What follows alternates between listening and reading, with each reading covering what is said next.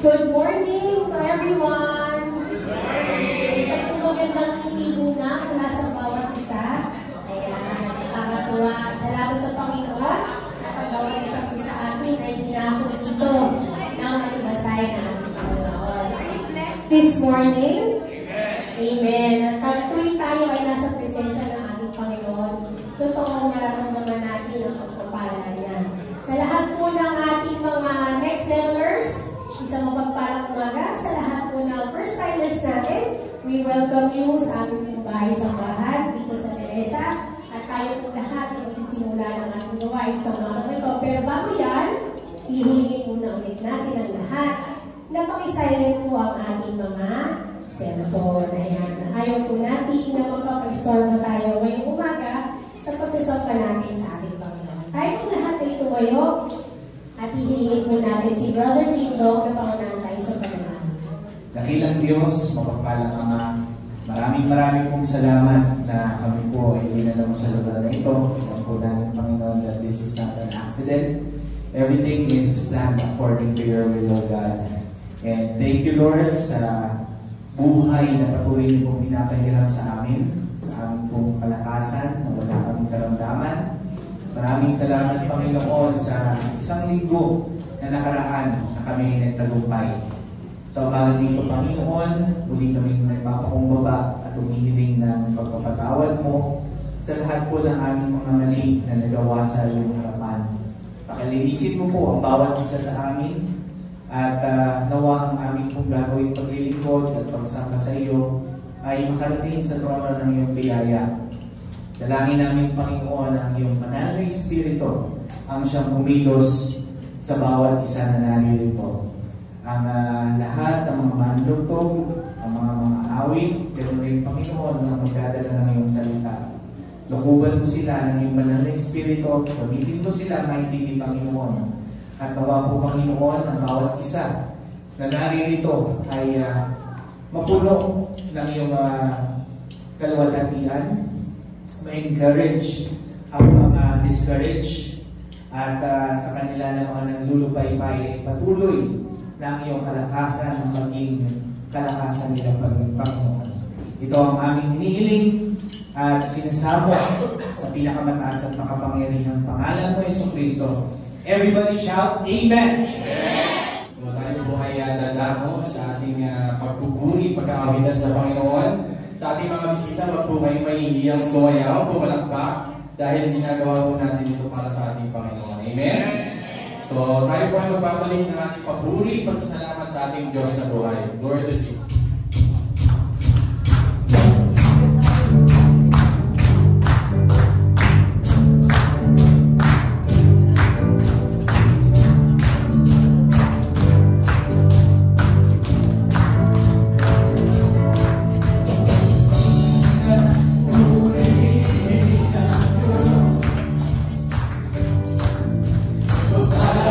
Sa ating lubos-lubos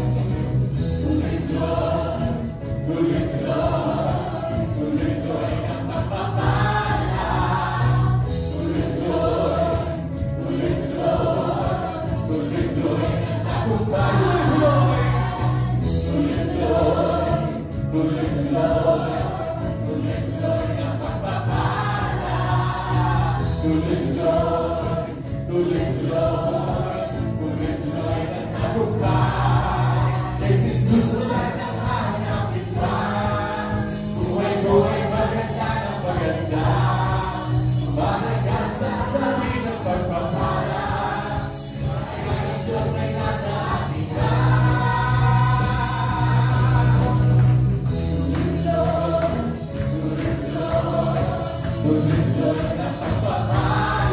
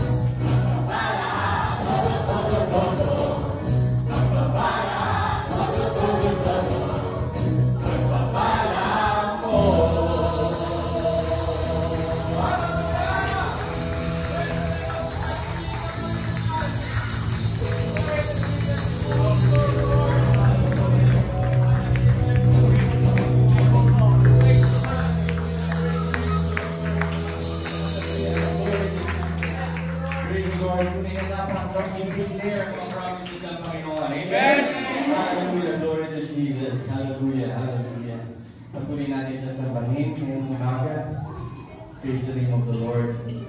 Lord Jesus.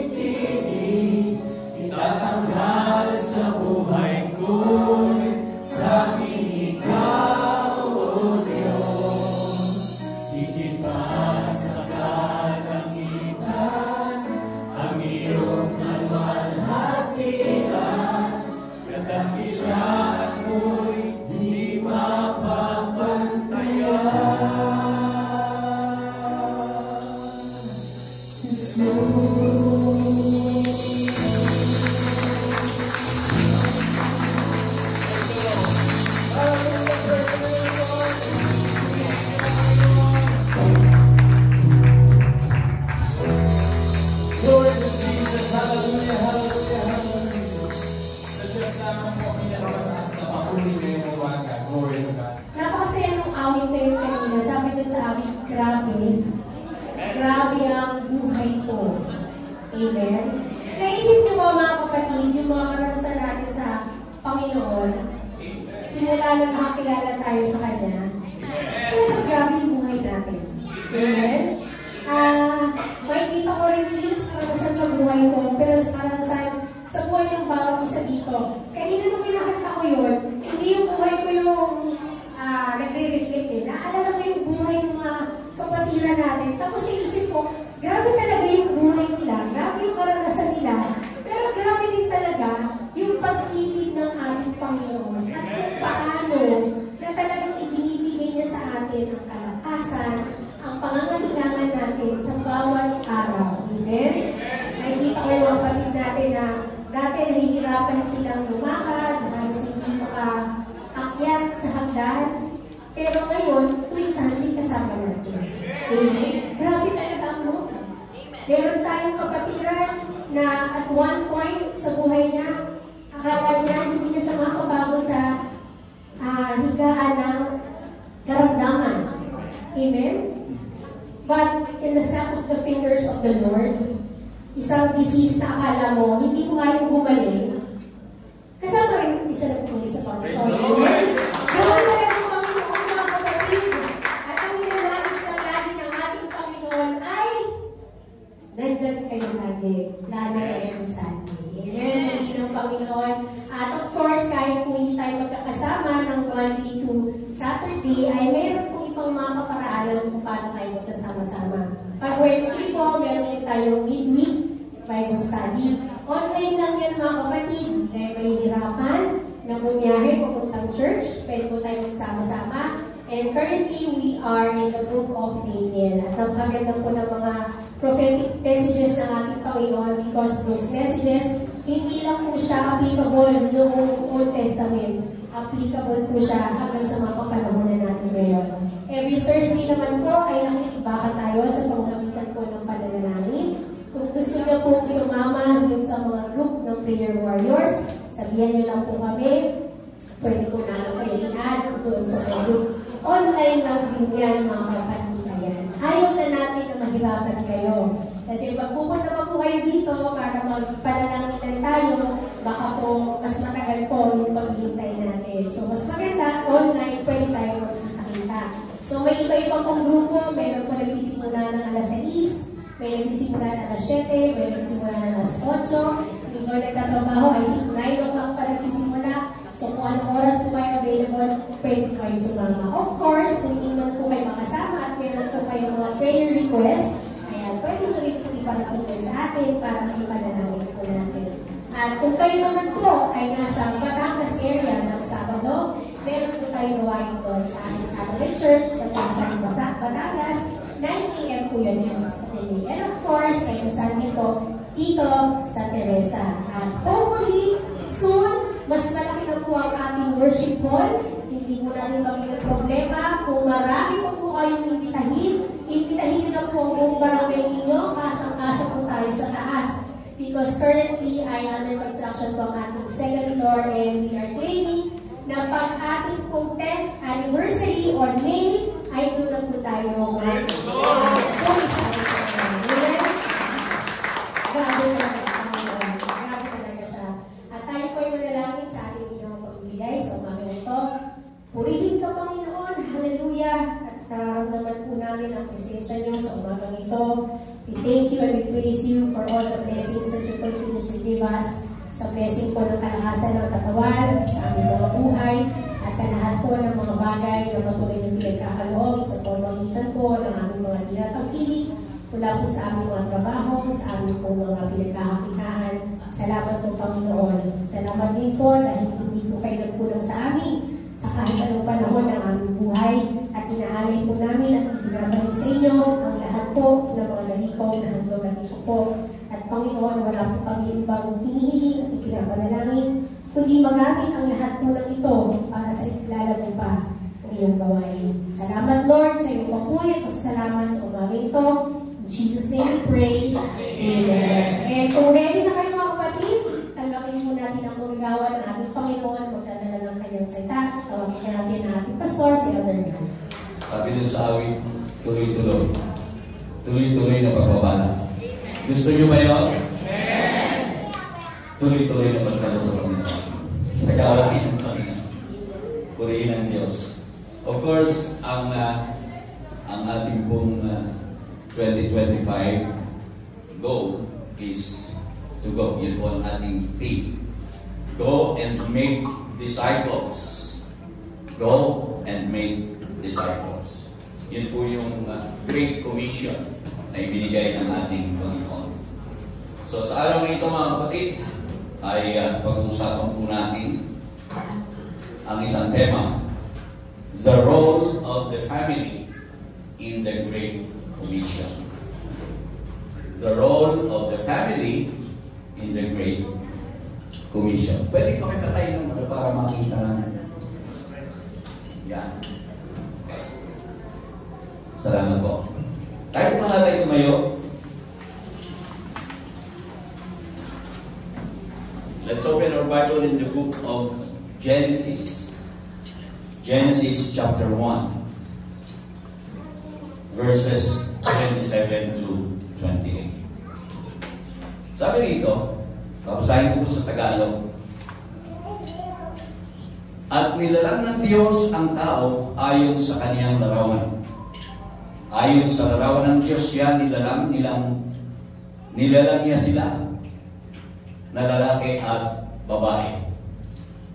At sila'y binasbasan ng Diyos at sa kanila'y sinabi ng Diyos, kayo'y magpalaanakin at magpakarami at kalatan ninyo ang lupa.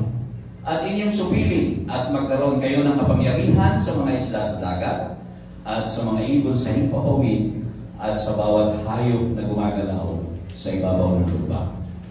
Sumandali po tayong yumuko, tayo pong maghatay manalangin. Ama namin Diyos na makapangyarihan sa lahat. Sa araw na ito, O Diyos, ay lubos-lubos ang aming pasasalamat. Lubos ang aming kagalangan. Sapagkat minsan pa, Panginoon, ay dinala mo kami sa lugar na ito upang kami ay magpuri, magpasalamat. At higit sa lahat ay makinig ng iyong mga banal na salita. Ama, sa oras na ito, kami po ay sama-samang humihiling ng iyong paglalangis sa iyong lingkod na gagamitin. Mangusap ka sa amin sa pamamagitan ni Ama. Ipahayag mo sa amin ang iyong kalooban ng Diyos. At sa pamamagitan ng iyong banal na Espiritu, hayaan mo mabuksan ng aming mga kaispan, ang aming mga puso sa lahat ng aming maririnig. Kumilos ka, Panginoon, sa buhay ng bawat isa. Pangunahan mo kami ng iyong banal na Espiritu sa pasimula hanggang sa katapusan. Ito po ang aming hinihiling sa iyong dakila at makapangyarihang pangalan. Sa pangalan ni Jesus. Amen. Babalik po tayo sa ating mga upuan. Simula nang lalangin ng Diyos ang sangkatauhan sa pamamagitan ng unang lalaki at ng unang babae, ay sinabi niya na kaagad yung ninanais niya. Sabi niya, kalatan ninyo ang buong lupa. Fill the earth. Fill the earth with people. Fill with worship. At ito pong mission na ito ng Panginoon, this involves families passing on the faith. Pamilya na isinasalin ang pananampalataya. Now, meron pong tatlong pundasyon na ibinigay ang Diyos para mangyari ang ninanais ng Diyos sa pamilya. Una, God created families to be discipleship centers. Ginawa ng Diyos ang pamilya para maging siyang sentro ng discipleship. Paano mangyayari yun? Naniniwala tayo at ito po ang talagang ninanais ng Diyos sapagkat alam niya that the Christian family is the most powerful group where life change happens. Sa pamilya, sabi nga, family is the smallest unit of society. Now, kung sa loob ng pamilya, within the family, ay mahuhubog ang puso ng bawat miyembro nito sa isang malalim na pag-ibig at na pagsunod sa ating Panginoong Hesukristo at sa kanyang mga salita, mangyayari talaga na doon magsisimula sa pamilya yung discipleship. Amen. Now, pangalawa, the biblical purpose of parenting and grandparenting is to do all in their power to impress the hearts of their children with a love for God. Diba? Tayong mga magulang, tayong mga lolo at lola, nasa atin yung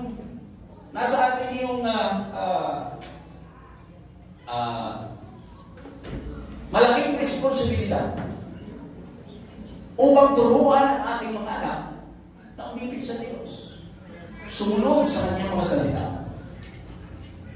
At we must equip them, tayo yun, to follow Christ and make a difference. Papatubayan natin sila hanggang sa hinahangad natin walang hanggang buhay. Yun po talaga yung pundasyon. Yun yung pangalawang pundasyon. And the third foundation is that God designed the family to be an essential means of world evangelization. Sa papaanong paraan? Through the power of multi-generational faithfulness. Bakit multi-generational?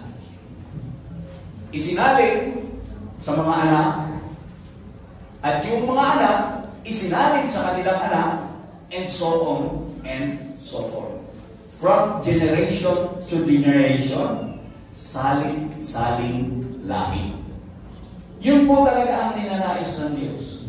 And through this foundation, nais niya talaga na i-execute yung kanyang plano na kalakad ng lupa. Fill the world with people, fill the world with worshipers. Yun talaga yung nais ng Diyos. Sabi nga natin, doon sa ating team, go into all the world, go and make disciples, baptizing them in the name of the Father, of the Son, and of the Holy Spirit, teaching them to do all things which I have commanded you.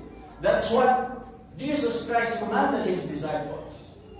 And I shall be with you even unto the ends of the earth. Yun ang sabi ng ating Panginoong Hesukristo. And that was really the motive, the first motive. Yun talaga ang motibo ng Diyos kung bakit niya nilalang ang tao. Para kalatan ng lupa ng maraming mga tao na sumasamba at sumasampalataya sa Kanya. At napakalaki po ng role ng pamilya sa bagay na ito. Palakpakan muna natin ang Panginoon. Subalit alam natin ang pangyayari. Alam natin, kung babasahin natin ang Lumang Tipan, in the book of Genesis, yung pong mga tao na nilalang ng Diyos ay naging makasalanan. Sobrang naging makasalanan.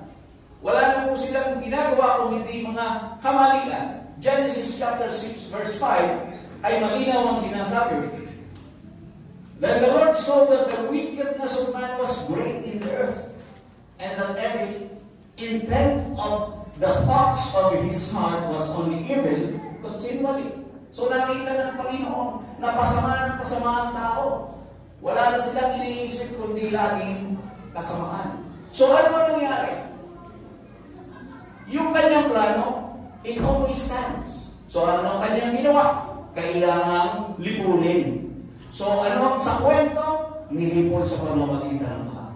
And he should start again with another family. Kanino? Kay Noah. Diba? Pagkatapos noon, ay nagpasimula siya sa panibagong pamilya. And it was the family of Noah. Genesis chapter 9, verse 1.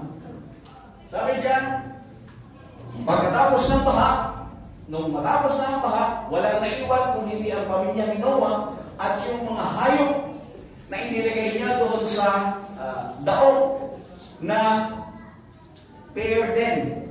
Kumbaga, pares-pares din. Para mabuo din ang pamilya ng mga hayop. So, family pa rin. Now, anong sabi niya? God blessed Noah and his sons and said to them, be fruitful and multiply and fill the earth.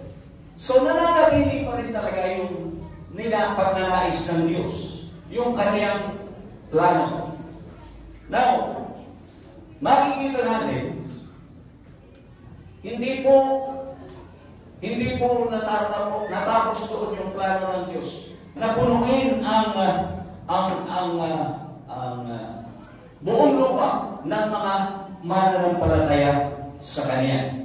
So, nung siya ay gumawa ng tipan, nung siya ay nakipagtipan, He made it not to individual person, but He made it to multiple generations. Ano ang sabi niya kay Noah?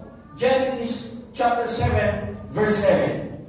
Sabi niya, and I will establish my covenant, sabi niya, between me and you. Ano ang kasunod? And your descendants after you in their generations. For an everlasting covenant to be God to you and your descendants after you. Kaya nyo na lang patay. Huwag nyo nang bukas sarap. Kita naman ako sigurado dito eh. Aking itatatag ang aking tipan, sabi niya, sa iyo at sa iyong binhi, kahit sa iyong pagkamatay. Sa buong lahi nila, isang tipang walang hanggan. Bakit natin ang ating Panginoon? So yung pagtipan ni Noah, ng Diyos kay Noah, hindi lang sa kanya. Hanggang sa huling generation. Ganon din kay Abraham. Nung si Abraham ay tawagin ng Diyos, Abraham, umalis ka dyan sa iyong bayan at pumunta ka doon sa lugar na aking pagdadalhan sa iyo. At nangako ang Diyos sa kanya, pagpamalangin kita, gagawin kitang ama ng lahat ng mga bansa. Ang susumpa sa iyo, susumpain ko. Ang magpapala sa iyo, pagpapalain ko. At ang mission ng Diyos para kay Abraham is to make his family a discipleship center. Genesis 18, verse 19. Tingnan po natin. Sabi nito, for I have known him in order that he may command his children and his household after him, that they keep the way of the Lord, to do righteousness and justice, that the Lord may bring to Abraham what he has spoken to him. So makikita po natin na sabi niya, upang kanyang tagubilinan, upang bilingan ang kanyang mga anak at sambahayan pagkamatay niya. So makikita po natin dito talagang saling-saling lahi. Hindi talaga sa isang tao lang. Kung nagsimula sa pamilya, nagsimula sa mag-asawa, isasalin sa mga anak, at isasalin sa anak ng mga anak, and so on and so forth, hanggang sa kaapo-apuhan. Amen? Kaya multi-generational. So makikita po natin mga kapatid na yung plano ng Diyos na yan ay talagang nagpapatuloy. Kaya naman ang ating Panginoong Jesucristo, bago siya umakyat sa langit, nagbigay din siya ng bilin niya. At yun nga po yung Great Commission. Go into all the world and preach the gospel. He that believe and is baptized shall be saved, and he that believeth not shall be damned. Yun po yung ninanais ng Diyos. Even doon sa pasimula ng kanyang paglalaan sa mga tao. At malaki po ang role ng pamilya sa bagay na ito. Now,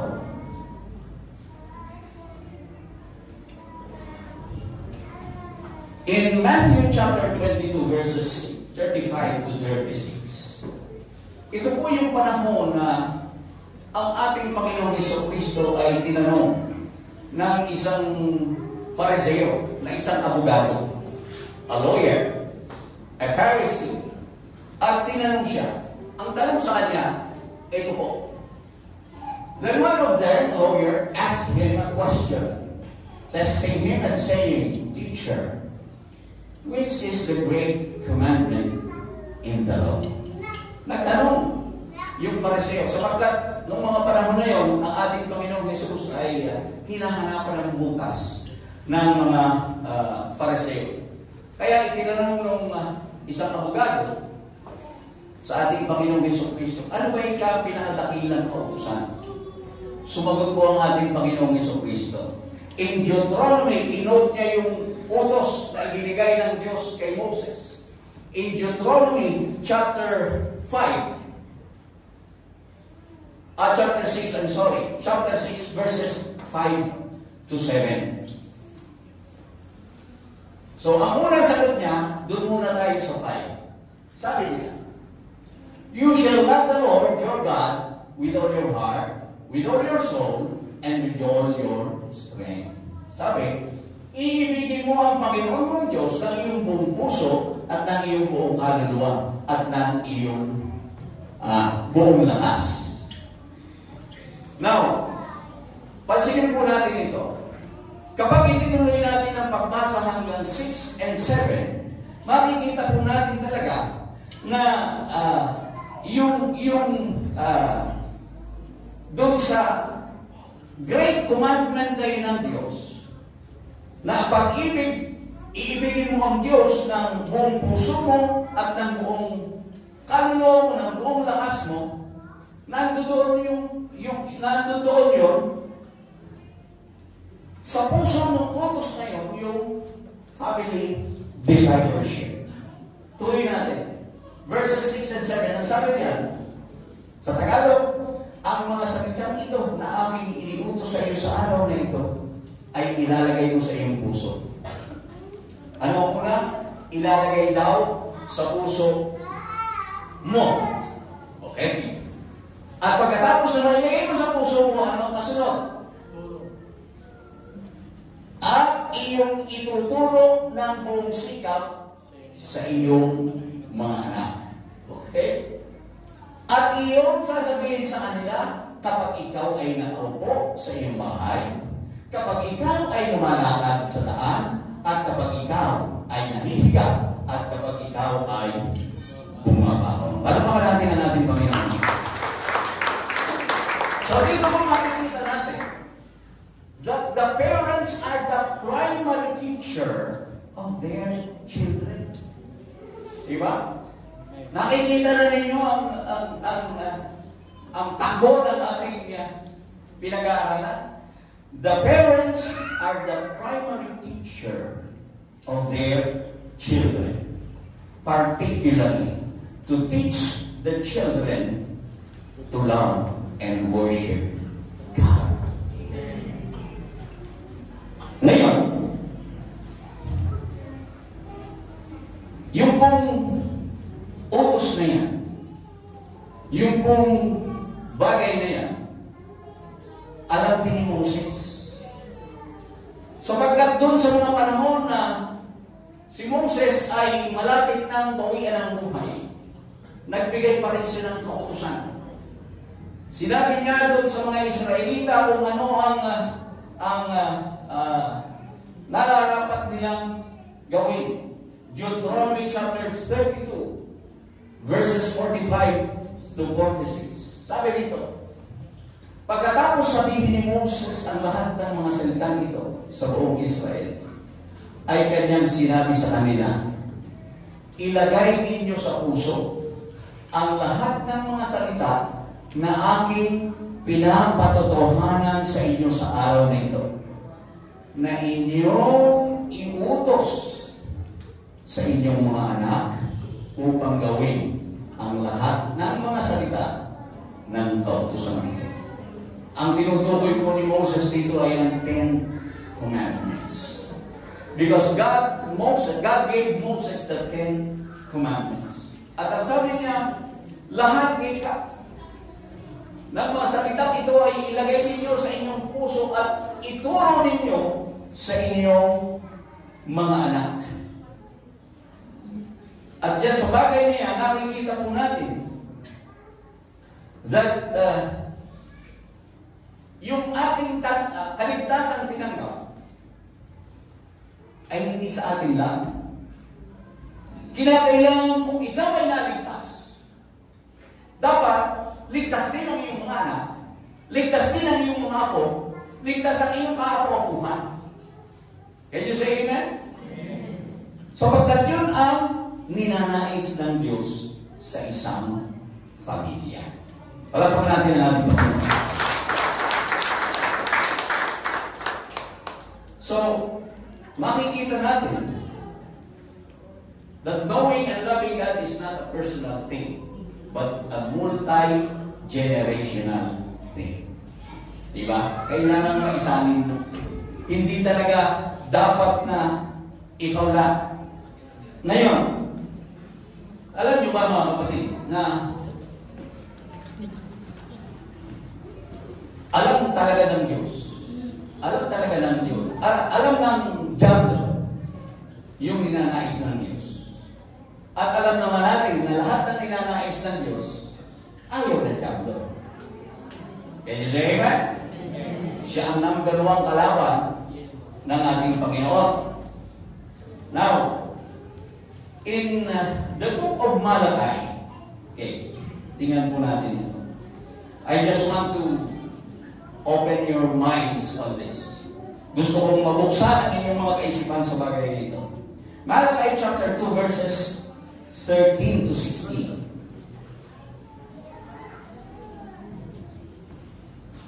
Walang English. Okay, yan. Iside-by-side mo yung Tagalog at English. Okay, and this is the second thing you do. Sabi niya. You cover the altar of the Lord with tears, with weeping and crying. So he does not regard the offering anymore. Hindi na raw pinapansin yung kanilang mga pag-aalay. Nor receive it with goodwill from your hands. Yet you say, for what reason? Bakit ika? Nagtanong yung mga tao, bakit? Because the Lord has been witness between you and the wife of your youth. Yon. Between you and the wife of your youth. Ano yun? With whom you have dealt treacherously. Yet she is your companion and your wife by covenant. But did he not make them one? Having a remnant of the Spirit, and why one? Bakit ika pinag-isa? Yung oneness of the husband and wife Bakit pinag-isa? Ito yung dahilan. Having a remnant of sabi niya, okay. But did he not make them one, having a remnant of the Spirit? And why one? He seeks godly spring. Offspring. Diba? Naghahanap siya ng isang makadiyos na mga anak. Yun ang dahilan. Therefore, take heed to your spirit and let none deal treacherously with the wife of his youth. For the Lord God of Israel says that He hates divorce. Pansinin po natin yan, ha? God hates divorce. For it covers one garment with violence, says the Lord of hosts. Therefore, take heed to your spirit that you do not deal them treacherously. So, makikita po natin. Malinaw ang salita niya. God hates divorce. Alam nyo, alam na alam talaga ni Satanas yung gagawin niya para talagang hindi maganap yung ninanais ng Diyos. Ayaw niya na yung mga bata ay kumilala sa Diyos. Ayaw niya yun. Yung mga anak, makakilala sa Diyos. So ano ang ginagawa ni Satanas? He take the fathers. Okay? He take the fathers. If he can keep the fathers passive and quiet, tingnan niyo, at home, hindi magaganap yung nais ng Diyos na makapag-produce ang mag-asawa ng godly offspring. Now, I want you to tingnan ninyo ang ating paligid. Tumingin kayo. Ilan dito ang lalaki? Di ba mas maraming babae?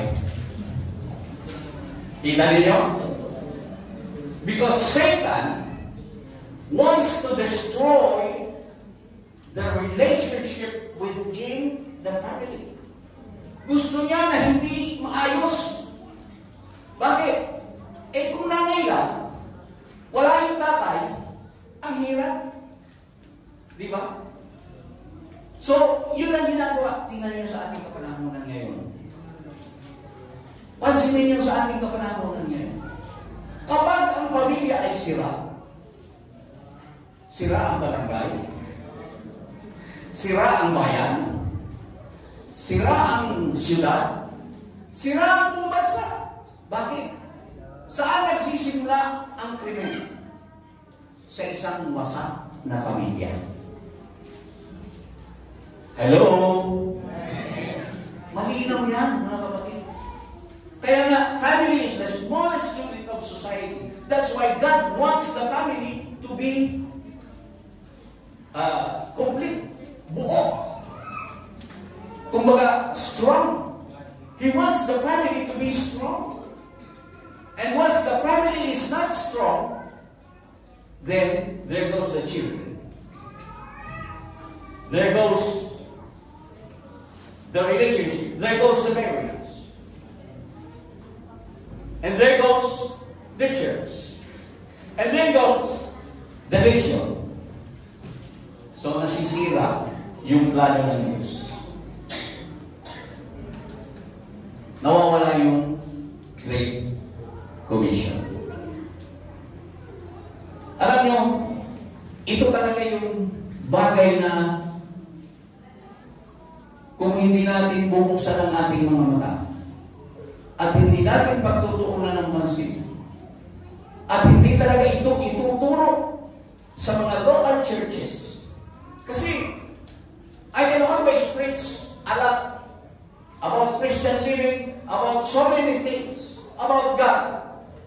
But if the family is not strong, mawawalan po ng saysay. Napakahirap maganap yung Great Commission. Kasi bago tayo lumabas sa iba, dapat within the family muna. Doon muna sa loob. Yun muna ang dapat inaayos. Diba? Kaya nga ang ginagawa ng diablo, ipinasok ang divorsyo. Eh dito po sa Pilipinas, malapit na ma-approve yung divorce na yan. Tingnan ninyo what will happen. Pag hindi nagkasundo, divorce. So saan na? Saan na pupunta? Ano na ang mangyayari sa mga anak? At alam naman ninyo kung sino ang malaking naaapektuhan sapat ang asawa ay naghiwalay. Diba? Hindi ba't ang mga anak? Sabihin mo na sila ay magkaibigan. Ay, kami naman ay friend.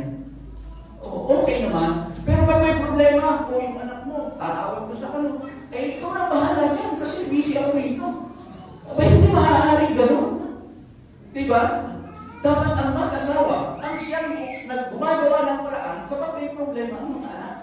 Hindi pwedeng iaasa mo lang sa nanay at hindi mo rin naman pwedeng iasa lang sa tatay. Kaya nga kayo pinag-isa because ang nais ng Diyos is to produce a godly offspring. Palakpakan natin ang ating Panginoon. Now,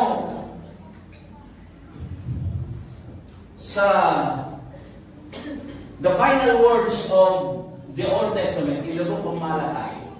Malachi chapter 4 verses 4 to 6. Tingnan niyo mga kapatid. Sabi dito, remember the law of Moses, my servant, which I commanded him in Horeb for all Israel, with the statutes and judgments.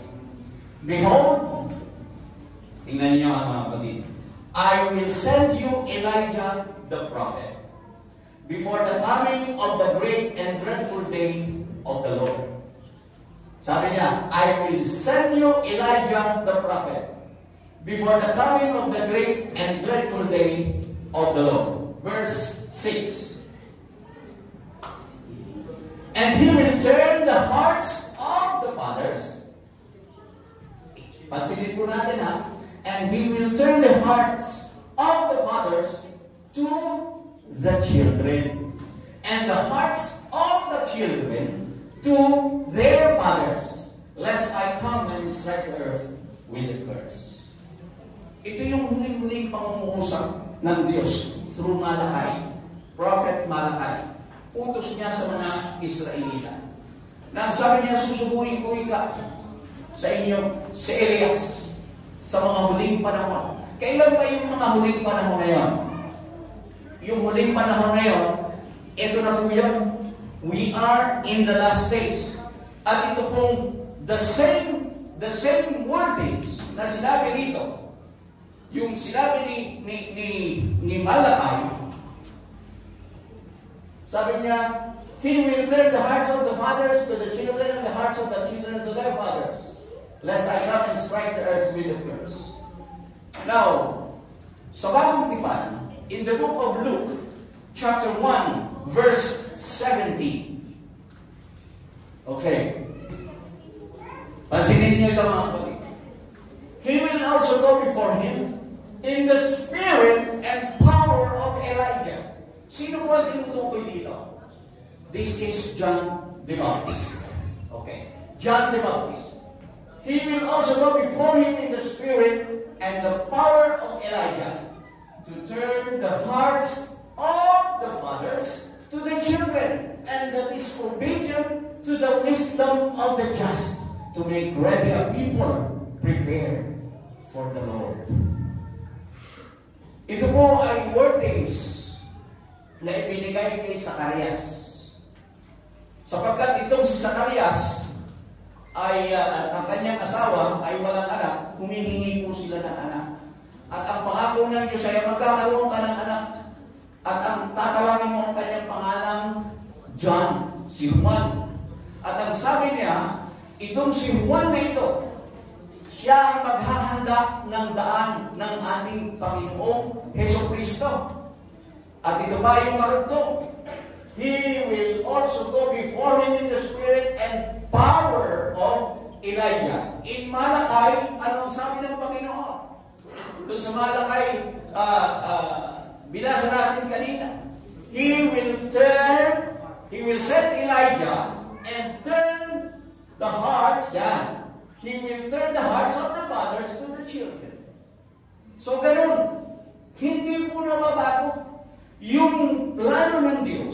His motive to fill the earth with people and worshipers, nangyayari pa rin. Kaya hanggang sa ating kapanahunan, ito yung ginawa ni John. Inihanda niya ang daan ng ating Panginoon Jesucristo. At ang sabi niya, sa espiritu ni Elijah, meron siya. So, kapag ang mga tatay, nakikita po natin dito kung gaano kabigat ang responsibilidad natin mga tatay. When the fathers turn their hearts to their children, ibig sabihin kapag tayong mga ama ay inilagay natin yung ating puso sa ating mga anak, yung puso ng ating mga anak, lalambot siya. Can you say amen? Lalambot siya para tanggapin ang ating Panginoon. Kaya lang, ang tinatarget talaga ngayon nga ng diablo ay mga tatay. So, ginagamit yung divorce na yan. At kung hindi man nagdi-divorce, di ba? Sabi ng mga tatay, pag niyaya ng nanay, tara, magsimba tayo. Ay, sige kayo na lang. Ipag-pray na lang ako. Hindi naman pinipigilan, but they are still passive and quiet. Wala lang. Pero sa totoo lang, kumikilos po kasi ang diablo. At nagiging biktima ang mga magulang, particular ang mga ama ng tahanan. Kaya tingnan nyo, tumingin kayo sa paligid. Tingnan nyo kung ilan lang. Dapat balance yan, di ba? Pero mas marami ang nanay. Mas marami talaga ang nanay. Kasi yung mga tatay, ikaw nang bahala dyan sa mga anak mo. Pag sabihin mo yung anak mo, o ikaw na. Kasi yung mga tatay, ang iniisip lang nila, i-provide. Provide for the family. Provide. Yun lang. Ay magaling nga kung provide. Yung ibang tatay, hindi nag-provide eh. Sa nanay pa rin lahat iniaasa. So dito natin makikita mga kapatid, how the devil works. Gusto niyang i-thwart yung plano ng Diyos na ang bansa ay maging isang makadiyos na bansa. At dahilan sa bagay niya, tingnan niyo mga kapatid, isang simpleng utos sa mga ama. Ephesians chapter 6 verse 4. Yan. Ito'y sa mga ama at magiging ama pa. Sabi dito, and you fathers, do not provoke your children to wrath, but bring them up in the training and admonition of the Lord. Sabi niya, huwag ninyong ibunsod sa galit ang inyong mga anak, kundi akayin ninyo sila sa pagsasanay at pangaral ng Panginoon.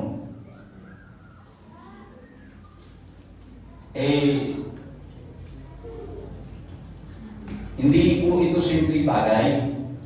Sapagkat maging sa spiritual leadership within the church, ang tinutukoy ko ay spiritual leadership within the local church or within the church, ang kailangan, ang prerequisite is an effective spiritual leadership at home. Malinaw yan. In the book of 1 Timothy chapter 3 verses 4 to 5, sabi niya, one who rules his own house well, yan, Tagalog, dapat ay imamahalaan niya mabuti ang kanyang mga sariling sambahayan. Sinusubil ang kanyang mga anak at may lubos na kagalan. Sapagkat kung ang sino man ay hindi marunong mamahalan ng kanyang sariling sambahayan, paano niya pangangalagaan ang iglesia ng Diyos? So, when it comes to spiritual leadership, it is a prerequisite that he is an effective spiritual leader at home. Another verse is in Titus. Titus chapter 1 verse 6. If a man is blameless, yan, siya ay dapat na walang kapintasan. Asawa ng isang babae na ang kanyang mga anak ay mananampalataya, na hindi napaparatangan ng panggulo o ng pagiging suwalin. So napakahalaga po ng bagay na ito. Now, I just want to make mention na talagang tayo po na mga magulang ang inuutusan, lalo na po yung mga tatay, na talagang turuan ang ating mga anak. Now, wag naman po tayong mag-isip. Baka pag iniisip natin na nasa atin yung kakayahan na baguhin ang puso ng ating mga anak. Wala po tayong kakayahan doon. It's only God ang mayroong kakayahan doon. Ano ang ating tungkulin lang? Ang ating tungkulin ay ituro sa kanila. Ituturo natin. Pero kung sila ay maniniwala, sila po ang masusunod doon. Kung maniniwala sila sa iyo o hindi. Kasi baka mamaya, mag-guilty ka. Naku, aking mga anak, hindi gano'n. Eh mag-guilty ka kung hindi mo sila tinuruan. So pagkat kung hindi mo sila tinuruan talaga, mananagot ka sa Diyos. Bakit? Remember, tayo mga Kristiyano are watchmen. Watchmen. Kumbaga tayo, kailangan nating hihipan yung ating pakaka para kapag may panganib. Eh kung hindi ka nagsalita doon sa sarili mong anak, hindi mo sinabi na mapapunta ka sa kapahamakan kapag hindi ka sumampalataya sa Diyos. Dapat sumampalataya ka sa Diyos. Kaso sabi ng anak mo, eh kayo na lang. Wala ka namang magagawa doon. Ang kailangan mo nang gawin, ituloy-tuloy mo ang pananalangin at magpatuloy ka sa iyong paglilingkod sa Diyos. Sapagkat it's not you who will change the heart of your children, but God. Pero malaki ang pananagutan mo kung hindi mo yung sinabi at hindi mo itinuturo. Yun po ang sinasabi. Because the primary purpose of the parents, they should be the primary teacher of their children. Amen? Palakpakan natin ang ating Panginoon. Tingnan ninyo. In the book of 3 John, chapter 1, verse 4, isang chapter na naman yan. 3 John chapter 1, verse 4. Sabi niya, wala nang higit pang kagalakan sa ganang aking na gaya nito, na marinig ng aking mga anak ay lumalakad sa katotohanan. Ito pong salita nito ni John ay applicable spiritually and physically. Spiritual sa church. Ito pong salita ni John, sinasabi niya na yung kanyang mga anak sa pananampalataya ay nananatili sa katotohanan. Yun po sa kanya. Pero kung ang tinutukoy niya rito ay mga tao sa iglesia, we can also apply din. Hindi ba mas malaki din kagalakan kung gagawin natin ito, aangkinin natin ito sa atin? Wala nang hingin pang kagalakan sa ganang akin na isang magulang na gaya nito, na makita o marinig ng aking mga anak ay lumalakad sa katotohanan. Can you say amen? Palakpakan natin ang ating Diyos. Now, this is a very, very, very simple but important message, I believe. Sapagat, hindi naman ito napakahaba, napakasimple niya. Ang nais ng Diyos ay isang pamilyang mananampalataya. Pamilyang mananampalataya na isasalin sa saling-saling lahi from generation to generation. At pag nangyari yun, magaganap ang sinasabi ng ating Panginoon. Sa unang tao pa lang, magpakarami kayo. Diba? Kalatan ninyo ang buong lupa. Ano ang sabi doon sa pag pinagpapil natin yung Great Commission at yung unang utos na yun, pareho. Go! Sabi, kayo'y magpalaan namin. Kalatan ninyo ang buong lupa. Make disciples. Yan ang sabi. So parehas. So kung ang isang pamilya, yun nga sinasabi ko, from one generation to another, naging mananampalataya, isinalin sa mga anak, at yung mga anak, isinalin sa kanilang mga anak, mangyayari yung Great Commission. So makikita natin talaga na yung spiritual life ng pamilya is directly tied to the last commission. Amen. Directly tied talaga. It is no wonder na itong si Satan is doing all in his power na baguhin ang bagay na ito. Kaya gusto niyang masakin talaga ang relasyon ng pamilya, within the family. So, mga kapatid, let us be passionate about this. Na i-advance talaga natin yung kaharian ng ating Panginoong Jesucristo. Sa paanong paraan? Let's turn our hearts toward home. Doon muna tayo sa bahay, sa ating mga tahanan. Turn our hearts toward home. Humingi tayo ng tulong sa Diyos. Let us ask God His help. Umpisa natin yung ating ministry na magkaroon tayo ng mga disipulo sa ating sarili tahanan. Ano yun? Our family members, our parents, our siblings, our spouses, our children. Doon natin pasimulan. And if we will be passionate about this, I know that God will really work in our lives. Wala tayong kakayahan.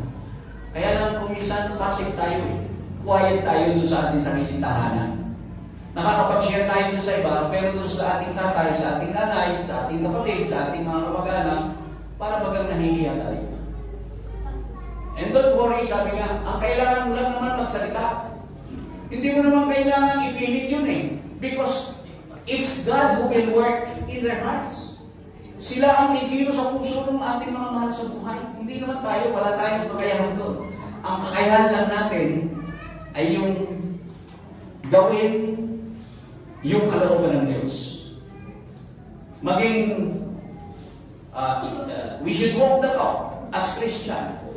Dapat maging modelo tayo doon sa ating mga tahanan. Hello? Kung ikaw ay isang Kristiyano, dapat nakikita yung pagka-Kristiyano mo sa loob ng tahanan mo. Para makita yung iyong mga mahal sa buhay. Kaya pag nakikita nila, parang iba yata ngayon itong aking asawa. Dati ito wala nang ginawa kundi pumutak ng pumutak. At ako ngayon bakit parang nawala na yata yung ganung ugali. O pagkagano na naging ugali mo doon, pagkatapos mamaya, pag medyo, kung kayo mag-asawa, pag nando sa panahon na kayo ay maganda sitwasyon, naglalambingan, samahan mo naman ako sa Diyos. Diba? Hindi yung, why not? Bakit hindi mo subukan sumama sa akin? Makinig ka lang. Pakinggan mo lang. And I assure you, kapag nakakarinig ka ng salita ng Diyos, mag-iiba. Kaya lang, minsan tayo, di ba? Hindi nga natin kasi, we are not turning our hearts at home first. Yes, we go to church, and that's good. Nakikinig tayo ng mga picture. Nananalangin tayo, and that's very good. Pero hindi ba napakaganda? Sabi nga, nakikita natin yan, a family that prays together stays together. Diba? Imbis na umpisahan niyo sa hapagkainan.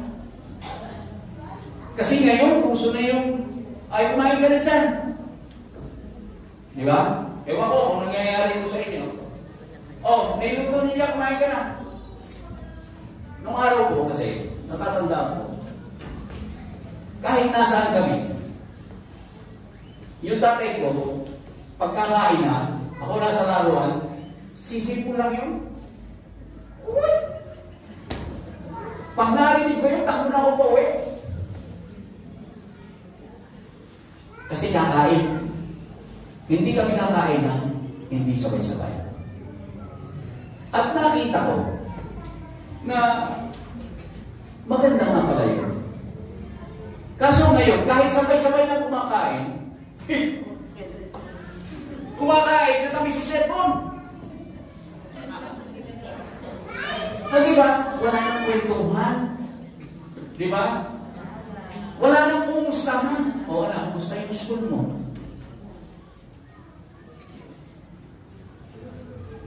Now, answer me honestly.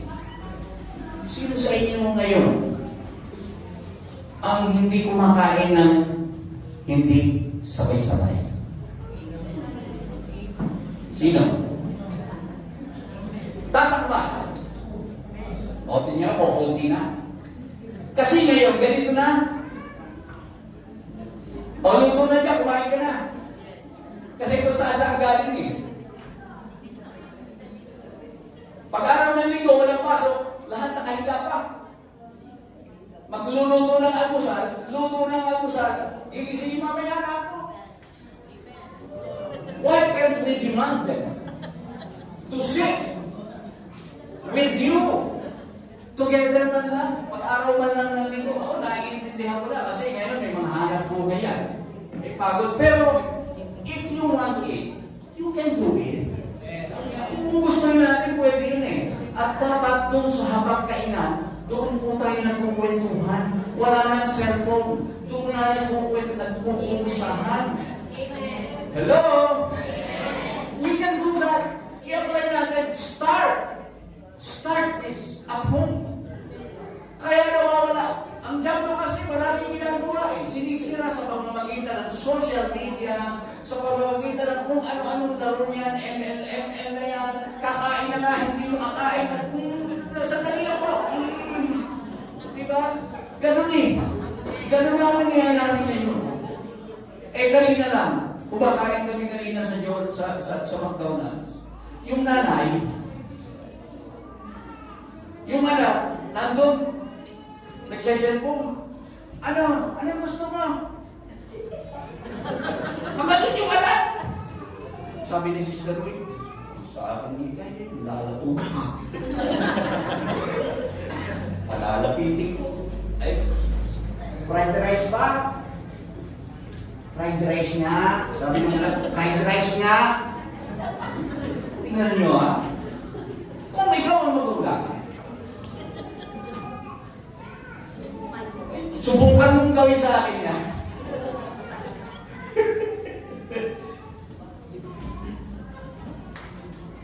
Ano ba naman yung pumunta mo doon? Nanay, ito po yung sa akin. Kasi yung nanay nandun eh. Nandun yung bata. Nanay, ito po yung sa akin. Pag-ayos na, saan mo po? Diba? Ay, hindi. Yung nanay nandun dito eh. Gusto mo? Ay, naku mo. Fried rice ka ba? Natawa talaga ako eh. Sabi ko, tama-tama ito sa preaching mamaya.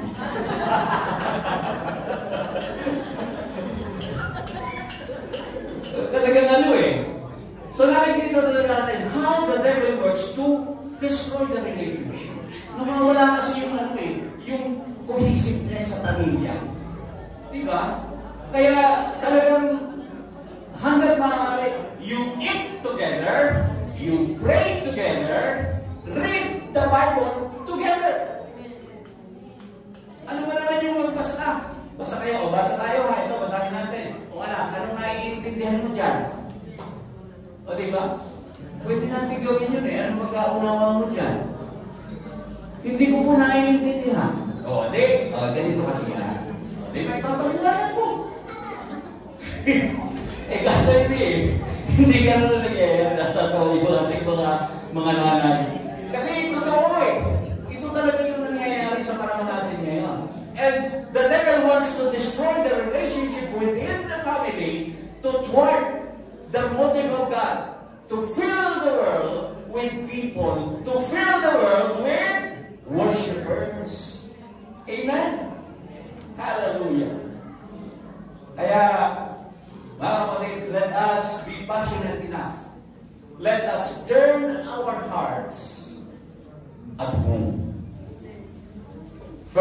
and foremost, turn our hearts at home. Natutuwa ako sapagkat meron po tayong ibabaptize mamaya. As po namin na parapangalan ng ating Panginoon. Isang tatay ang nagpasya. Hallelujah. Salamat sa Diyos. Tingnan ninyo ha. Kapag nabuo na yan, maniwala ka sa akin, everything will be smooth. Lalo na, sabi nga doon sa ating awit, tuloy-tuloy na magpamahalan. Di ba? Tuloy-tuloy. Hallelujah. You will be speaking the same language. Di ba? Hindi na kayo magkaiba. Alam na ninyo, nagkakasunod.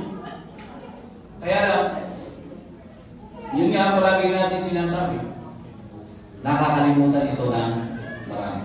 But actually, this is a very simple message. Ano ang tawag natin sa ating church? The NLAX family. Diba? Tayo. Pamilya tayo dito. Kaya pagka may problema ang isa, problema yan ng buong pamilya. We pray. Meron tayo, nagpapanalangin tayo. Kaya tayo merong prayer warriors. We pray for each families.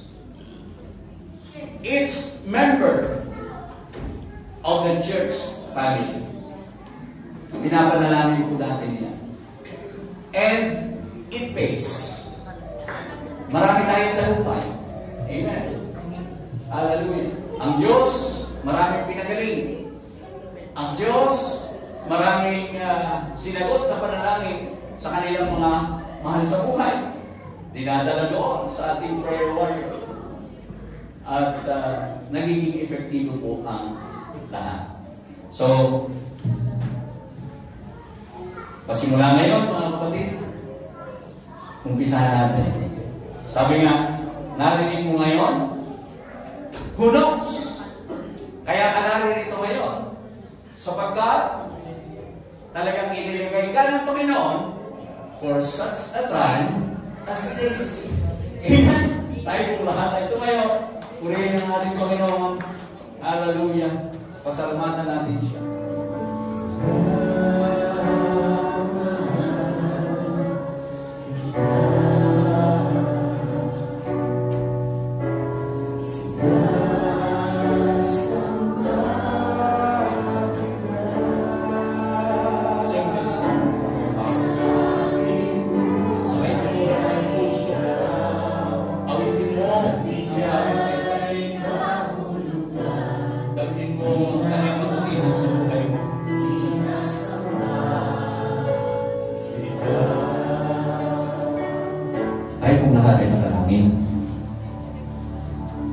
Dakilang Diyos sa mga banal, narito po sa aming harapan, ang pinagputol-putol na tinapay at ang katas ng ubas na simbolo ng iyong katawan at ng iyong dugo. Sa oras na ito, O Diyos, hinihiling po namin ang iyong pagpapaspas sa tinapay at katas ng ubas na ito. Pakabanalin mo ito, Ama, para sa lahat ng tatanggap. Huwag mong hayaan ito ay maging hadol bagtos. Gawin mo itong biyaya at pagpapala sa kanila.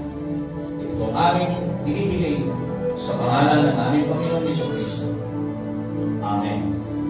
Kunin po natin ang ating mga bahagi, paglalakad na naman po natin, at sabay-sabay natin gagawin ang ating Holy Communion. Sapagkat tinanggap ko sa Panginoon ang ibinibigay ko din naman sa inyo na ang Panginoong Jesus na gabing siya'y pagkanulo ay dumampot ng tinapay. At nang siya'y makapagpasalamat ay kanyang pinagputol-putol at sinabi, ito'y aking katawan na pinagputol-putol dahil sa inyo. Gawin ninyo ito sa pag-aalaala sa akin.